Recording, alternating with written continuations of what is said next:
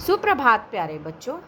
आज हम आपको नैतिक मूल्यों पर आधारित एक कहानी सुनाएंगे जिसका शीर्षक है समय का सदुपयोग। तो बच्चों, आप इस कहानी को बड़े ध्यान से सुनेंगे क्योंकि आपको इस कहानी से संबंधित कुछ प्रश्नों के उत्तर देने होंगे जो कि गूगल फॉर्म में पूछे जाएंगे।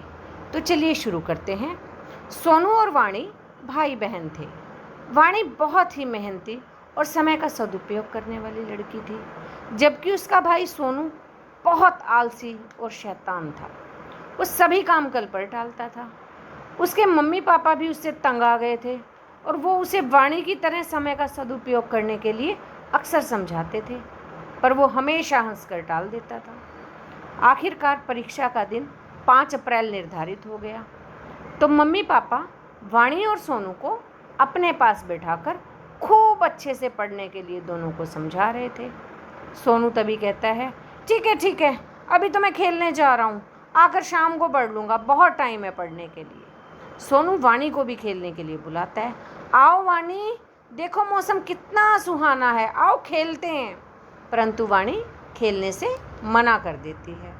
थोड़ी ही देर में बादल उमड़ घुमड़ कर आ जाते हैं। वाणी घबरा जाती है और वो सोनू को आवाज़ देकर बुलाती है, सोनू अंदर आ जाओ, पढ़ लो, क्योंकि इस मौसम में बिजली चली जाती है।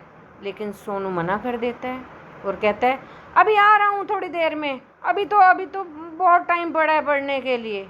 लेकिन तभी अचानक बिजली चली जाती है।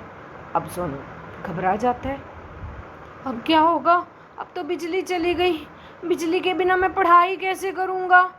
तो वो रोता रोता घर आता है। तो उसके मम्मी पापा और वाणी उसे उसकी लापरवाही के लिए डांटते हैं। अब सोनू को अपनी गलती का एहसास हो जाता है। वाणी कहती है, चलो अब मैं तुम्हें दोहराई करवा दूंगी।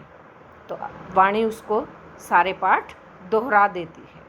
अगले दिन दोनों परीक्षा देने स्कूल चले जाते हैं।